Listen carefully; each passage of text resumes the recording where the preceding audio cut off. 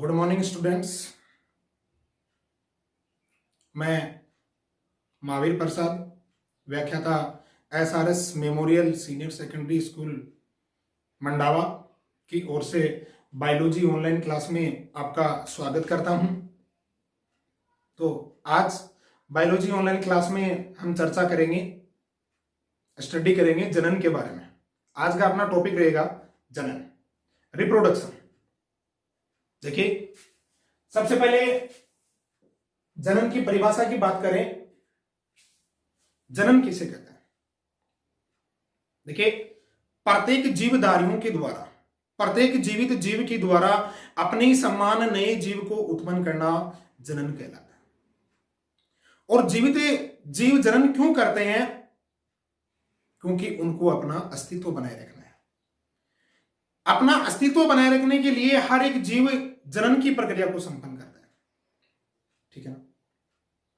देखिए बच्चों, हर जीव का जीवन चक्र निश्चित होता है और एक निश्चित आयु प्राप्त करने के बाद हर जीव मृत्यु को प्राप्त होता है। तो मृत्यु को प्राप्त होने से पहले अपना अस्तित्व बनाए रखने के लिए वो जनन की प्रक्रिया को संपन्न करता है। ठीक है ना? तो प्रत्येक जीवित जीव के द्वारा अपने समान नए जीव को उत्पन्न करना जनन कहलाता है। ये दो प्रकार का होता है, अलैंगिक जनन और लैंगिक जनन, asexual reproduction and sexual reproduction. ठीक है ना? अब इन दोनों के अंदर अपन थोड़ा डिफरेंस के बारे में डिस्कस करेंगे। अलैंगिक जनन और लैंगिक जनन में डिफरेंस क्या है? मुख्य रूप से जनन दो ही प्रकार का होता है, अलैंगिक जनन और लैंगिक जनन, एसेक्सुअल रिप्रोडक्शन और सेक्सुअल रिप्रोडक्शन। जनन को रिप्रोडक्शन कहते हैं इंग्लिश में। ठीक है? तो अलैंगिक जनन, सबसे पहली बात, अलैंगिक जनन निम्न वर्ग के जीवों में होता है। अलैंगिक जनन निम्न वर्ग के जीवों में होता है और लैंगिक जनन उच्च वर्ग के जीवों में होता है। ठीक है? निम्न वर्ग के एक कोशिकीय जीवों में, निम्न वर्ग के एक कोशिकीय जीवों में अलैंगिक जनन होता है, जबकि लैंगिक जनन उच्च वर्ग के बहुकोशिकीय जीव, बहुकोशिकीय जीव उच्च वर्ग के होते हैं, बहुकोशिकीय जीवों में। ठीक है? बहुकोशिकीय जीव, उच्च वर्ग के बहुकोशिकीय जीवों में लैंगिक जनन होता है, निम्न वर्ग के एक कोशिकीय जीवों में अलैंगिक जनन होता है। क्योंकि एक कोशिकीय जीवों के अंदर सारी प्रक्रियाएं मात्र एक कोशिका के द्वारा ही संपन्न की जाती है। सारे जैविक प्रक्रम एक कोशिका के द्वारा ही संपन्न किए जाते हैं, चाहे वो पाचन हो, उत्सर्जन हो, श्वसन हो। और वही कोशिका विभाजित होकर के और दो पुत्री कोशिकाओं में विभक्त होती है और प्रत्येक पुत्री कोशिका एक नए जीव का निर्माण करती है। यह प्रक्रिया होती है अलैंगिक जनन की। इसके अलावा उच्च वर्ग के जो आवर्त बीजी पादप होते हैं, उच्च वर्ग के आवर्त बीजी पादपों में भी अलैंगिक जनन होता है, जिसके बारे में हम आगे डिस्कस करेंगे।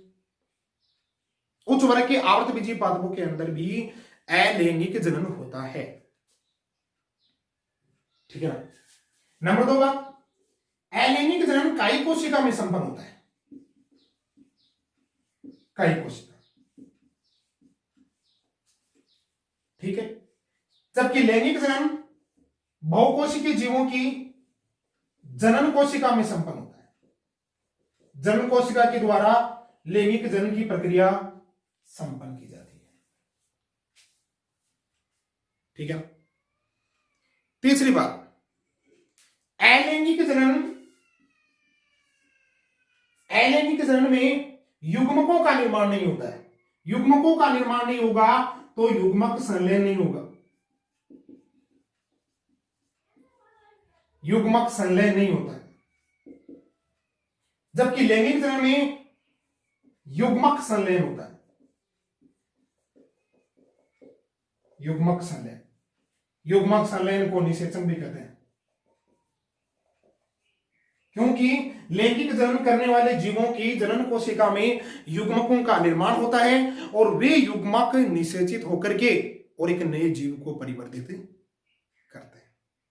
तो यह प्रक्रिया लैंगिक जनन में संपन्न होती है निषेचन की, जबकि अलैंगिक जनन में निषेचन नहीं होता। युग्मक संलयन नहीं होता है। चौथी बात,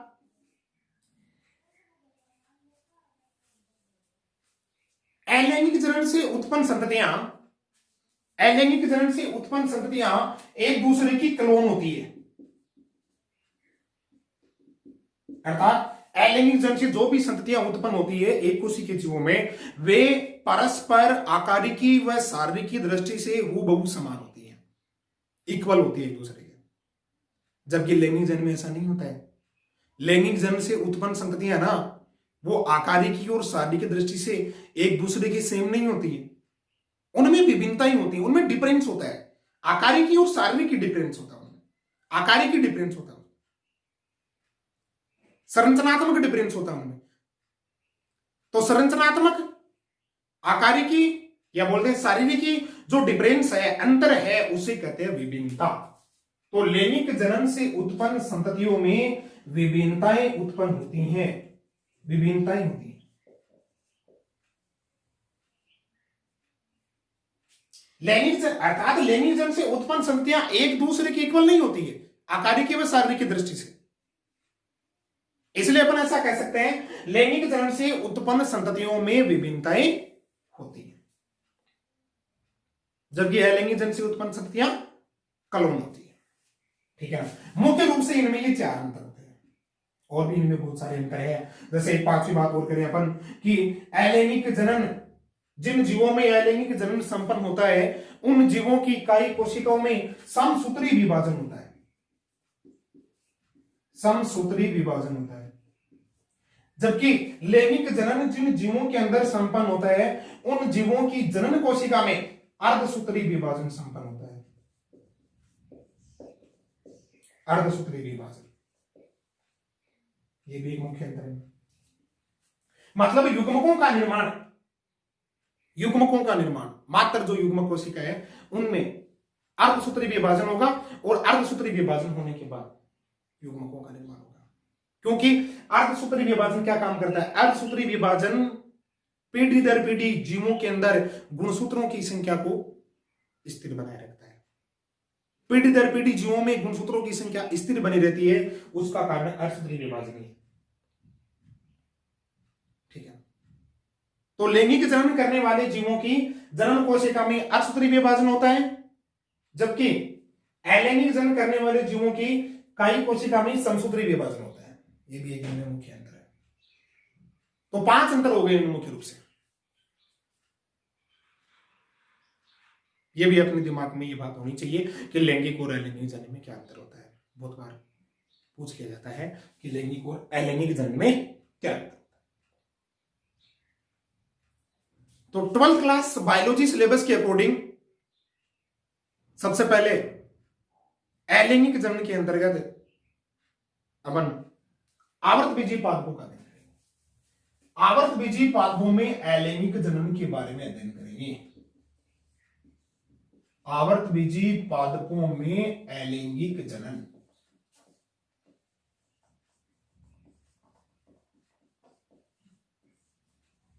सबसे पहला चैप्टर है 12th क्लास के बायोलॉजी सिलेबस में, आवर्त बीजी पादपों में अलैंगिक जनन। तो आवर्त बीजी पादपों में अलैंगिक जनन की प्रक्रिया 2 प्रकार से संपन्न होती है। आवर्त बीजी पादपों में अलैंगिक जनन की प्रक्रिया 2 प्रकार से, नंबर 1 अनिषेक बीजता और नंबर 2 है कायिक परिवर्तन। देखो पहले एक तीसरा प्रकार भी जनन का हुआ करता था, कायिक जनन, जिसको वर्तमान में अलैंगिक जनन के अंतर्गत ही पढ़ा जाता है, कायिक जनन को। ठीक है ना। तो आवर्त बीजी पादपों में अलैंगिक जनन 2 प्रकार से होता है। नंबर 1 अनिषेक बीजता, अनिषेक बीजता। ठीक है। और नंबर 2 है कायिक परिवर्तन, कायिक परिवर्तन या कायिक जनन एक ही बात है। अनिषेक बीजता, अनिषेक बीजता क्या है? देखो पादपों का विकास तो बीज के द्वारा ही होगा। एक बात को अपन जानते हैं बच्चों की बीज लैंगिक जनन का उत्पाद है, जबकि इसमें देखो बीज का नाम आ रहा है, क्योंकि बीज तो लेंगे जिनका उत्पादन। अब इसमें देखो अनिषेक मतलब निषेचन अनुपस्थित, कि पादपों का विकास तो बीज के द्वारा होगा, लेकिन उस बीज का निर्माण है ना, उस बीज का निर्माण बिना अर्धसूत्री विभाजन या बिना निषेचन के होगा। पादपों में अलैंगिक जनन की वह प्रक्रिया जिसमें बिना अर्धसूत्री विभाजन या बिना निषेचन के बीज का निर्माण होता है और उस बीज के द्वारा नए पादपों का प्रवर्धन होता है, तो उस प्रक्रिया को अनिषेक बीजता कहते हैं। ठीक है। कायिक परिवर्तन, कायिक परिवर्तन में पादपों के कायिक भाग काम में ले जाते हैं। पादपों के कायिक भाग इस प्रक्रिया में काम में ले जाते हैं। देखिए इसमें बीज उपयोगी, पादप का कौन सा भाग उपयोगी है इसमें? बीज। जबकि इसमें पादप के जो कायिक अंग है ना वो उपयोगी होते हैं। कायिक अंग जड़ है, तना है, पत्ती है, मूल, तना, पर्ण, ठीक है, इनके द्वारा पादपों की नए पादपों का प्रवर्धन होता है, नए पादपों का विकास होता है, तो उसे कायिक परिवर्तन कहते हैं। पादप के वे कायिक भाग जिनके द्वारा नए पादपों का परिवर्तन होता है, पादप के वे कायिक भाग जिनके द्वारा नए पादपों का प्रवर्धन किया जाता है, नए पादपों का गुणन किया जाता है, उन कायिक भागों को प्रवर्ध कहते हैं, प्रोपेग्यूल। उनको कहेंगे प्रवर्ध, प्रोपेग्यूल।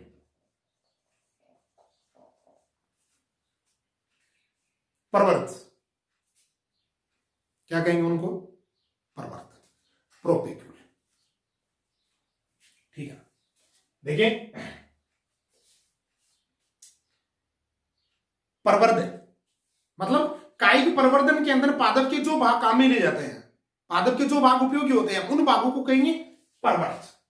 क्या कहेंगे उनको? प्रवर्ध। याद होगा ना प्रवर्ध की परिभाषा, प्रवर्ध।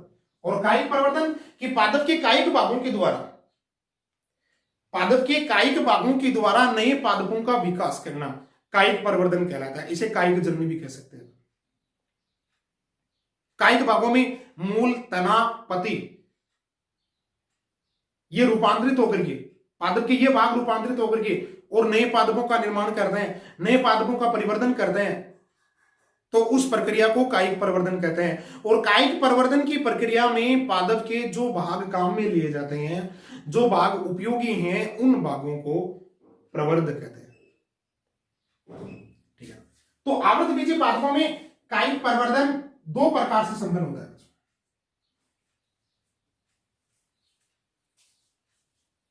दो प्रकार से, दो प्रकार से कौन कौन से? देखो कायिक प्रवर्धन दो प्रकार का होता है आवृतबीजी पादपों में। मतलब आवृतबीजी पादपों का परिवर्धन, आवृतबीजी पादपों का गुणन कायिक प्रवर्धन की प्रक्रिया में दो प्रकार से किया जाता है। नंबर 1 प्राकृतिक कायिक प्रवर्धन, प्राकृतिक कायिक प्रवर्धन, और नंबर 2 है कृत्रिम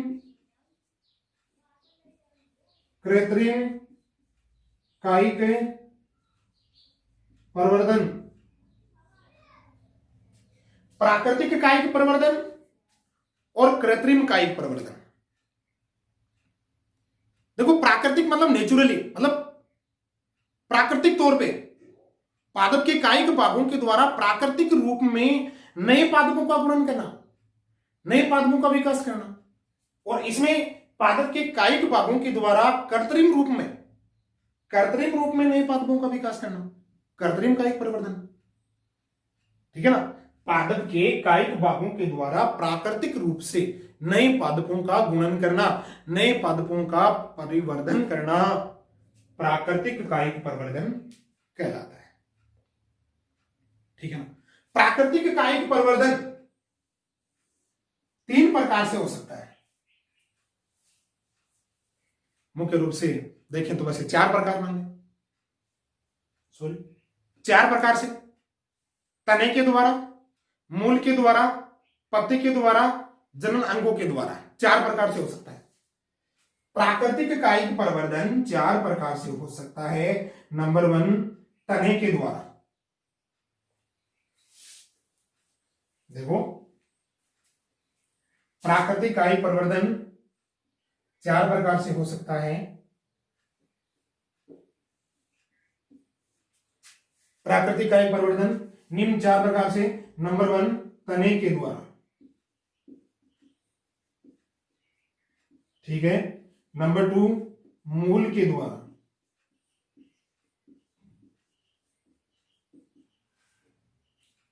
ठीक है।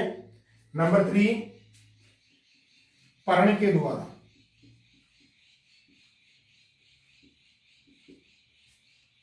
ठीक है। और नंबर 4 जनन अंगों के द्वारा।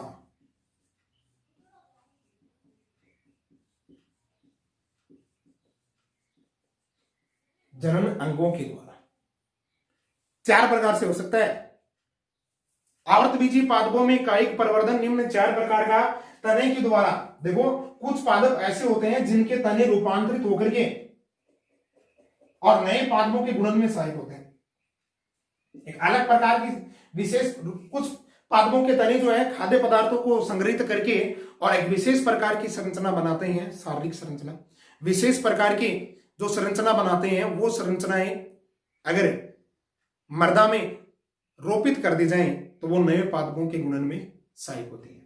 जैसे फॉर एग्जांपल तने के रूपांतरण, नंबर 1 परकंद, नंबर 2 कंद, नंबर 3 गनकंद,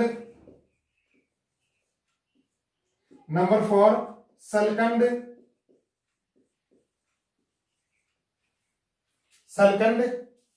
और परकंद, कंद, गनकंद और सलकंद, ठीक है। और नंबर 5 ऊपरी भूस्तरी,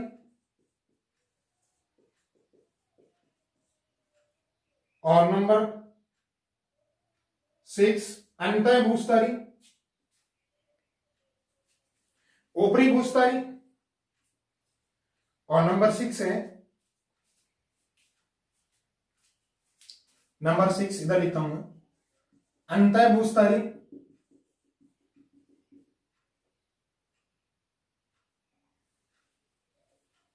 अंतः भूस्तरी,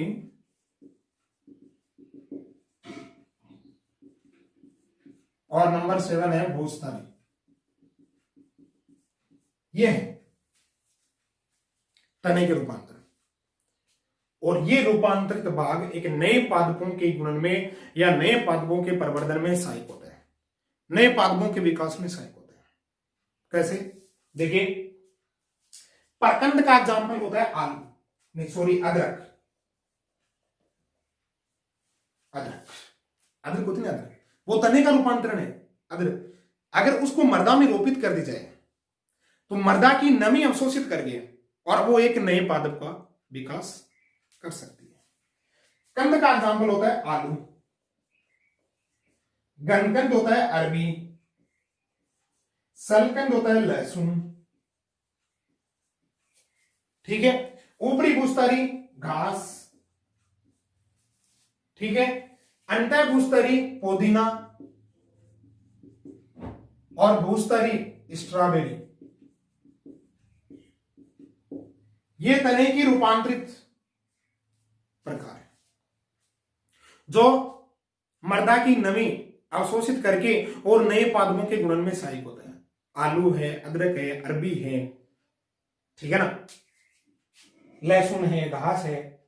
ये इनके जो तने ना, इनके तने मृदा की नमी को अवशोषित करके और नए पादपों के नई मतलब नई पुष्प कलिका, नई जो है पादप कलिकाएं जो है बन जाती है इन पादपों में, इन पादपों में, ठीक है ना। घास है, घास का जो तना है ऊपरी भूस्थल, ये भूमि के ऊपर रेंग करके विकास करता है। कई बार अपन देखते हैं ऐसे घास होते हैं जो भूमि के ऊपर रेंग करके वो परिवर्तित होते हैं, जिसके नीचे जड़ें निकलने लगती हैं और वो जड़ें निकलने से एक पर्रुआ का निर्माण कर देते हैं, ठीक है ना। तो ये प्राकृतिक अपने आप होता है, ये प्राकृतिक तौर पे होते हैं, स्वतः होते हैं, प्राकृतिक रूप में होते हैं, इसलिए ये प्राकृतिक कायिक परिवर्तन के एग्जाम्पल हो गए, प्रकार होते हैं। ठीक है ना। प्राकृतिक कायिक परिवर्तन में तने के द्वारा परकंद, एग्जाम्पल इनके याद होने चाहिए। परकंद अदरक होती है, कंद आलू होता है, गनकंद अरबी होता है, सलकंद लहसुन होता है, ऊपरी भूस्तरी घास होती है, और अंतर भूस्तरी पुदीने को कहते हैं, और भूस्तरी स्ट्रॉबेरी होती है। ठीक है ना। अब नंबर 2 है मूल के द्वारा प्राकृतिक कायिक परिवर्तन। तो मूल के द्वारा भी अपन कई बार देखते हैं, जैसे नीम है, शीशम है, इन पादपों की जो मूल है वो काफी लंबी दूरी तक गति कर जाती है, और बारिश के मौसम में या मृदा की जो उन्हें नमी मिलती है, इन पादपों की मूल को मृदा की नमी मिलती है, तो उस नमी को अवशोषित करके और वहां पे पर्रों का निर्माण कर देती है, नए पादप का निर्माण हो जाता है, कलिकाएं प्रस्फुटित हो जाती हैं। देखते हैं अपन, मृदा के अंदर मूल गति कर रही है, मृदा की नमी मिली, जहां पे ज्यादा नमी मिल रही है वहां पे मूल के ऊपर कलिकाएं प्रस्फुटित होने लगती हैं, और वो कलिकाएं विकसित होकर के और एक नए पादप का निर्माण कर देती हैं। तो ये मूल के द्वारा हो गया, तो वो भी प्राकृतिक रूप से ही हो रहा है, इसलिए प्राकृतिक कायिक परिवर्तन हो गया। ठीक है ना। और तीसरा है पर्ण के द्वारा। एक पादप होता है ब्रायोफिलम या पत्थरचट्टा, ब्रायोफिलम या पत्थरचट्टा।